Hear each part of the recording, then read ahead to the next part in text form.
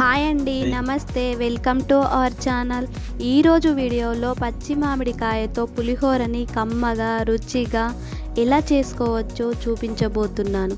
మన ఇళ్ళల్లో ఏదైనా పూజ ఉన్నా, వ్రతం ఉన్నా, పండగలకు ఎప్పుడైనా ఎక్కువగా చింతపండు పులిహోర లేదంటే నిమ్మకాయ పులిహోర చేసుకుంటాం కదా.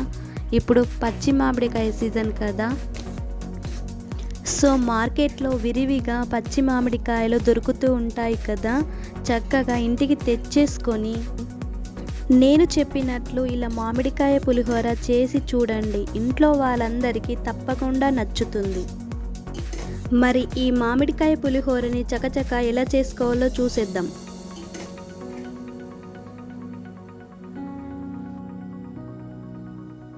ఫస్ట్ కుక్కర్ తీసుకొని అందులోకి 2 గ్లాసుల రైస్ తీసుకోవాలి.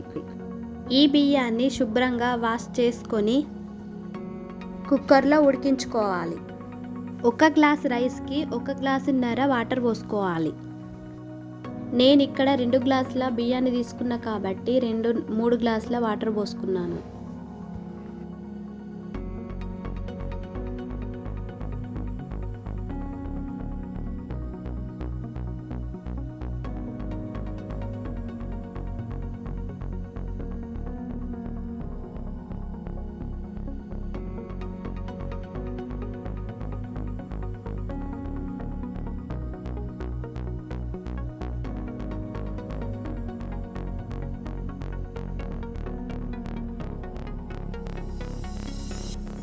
ఈ రైస్లో 1 టీ స్పూన్ ఆయిల్ వేసుకోవాలి. 1/2 టీ స్పూన్ సాల్ట్ వేసుకోవాలి.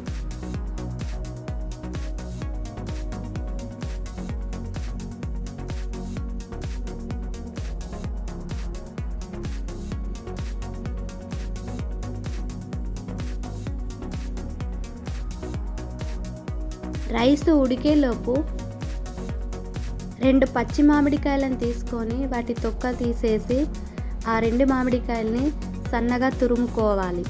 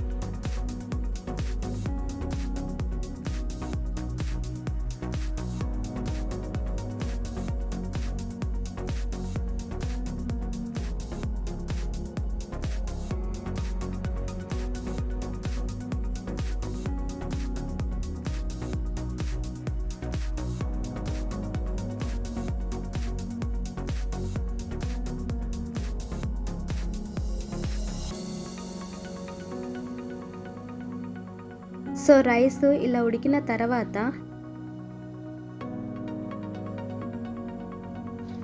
వేరే బౌల్లోకి తీసుకొని పొడి పొడిగా చేసుకొని చల్లారబెట్టుకోవాలి.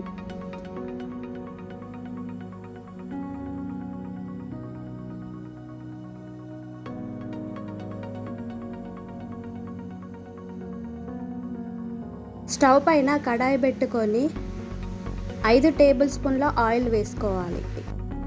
ఆయిల్ వేడైన తర్వాత 1 టీ స్పూన్ శనగపప్పు, 1 టీ స్పూన్ పొట్టు మినపప్పు వేసుకోవాలి. 1 టీ స్పూన్ ఆవాలు, 1 టీ స్పూన్ జీలకర్ర,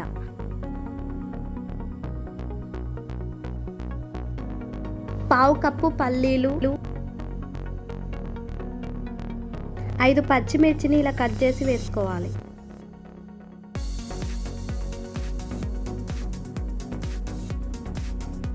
5 ఎండుమిర్చిని ఇలా కట్ చేసి వేసుకోవాలి. 2 రెమ్మల కరివేపాకు వేసుకోవాలి.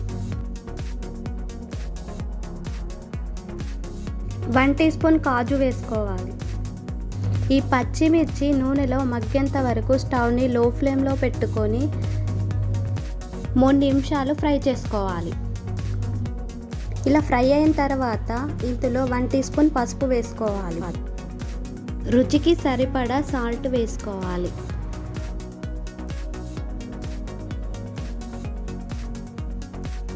ముందుగా తురుముకున్న పచ్చి మామిడికాయ తురుముని ఇందులో వేసుకోవాలి.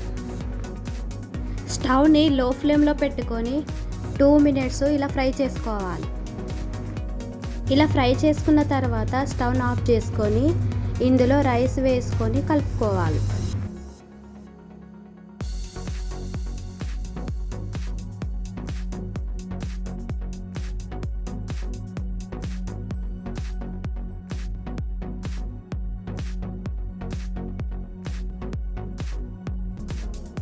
మామిడికాయ పులిహోర రెడీ అయింది. Thank you for watching. ఛానల్ని సబ్స్క్రైబ్ చేయండి, షేర్ చేయండి, లైక్ చేయండి. Thank you.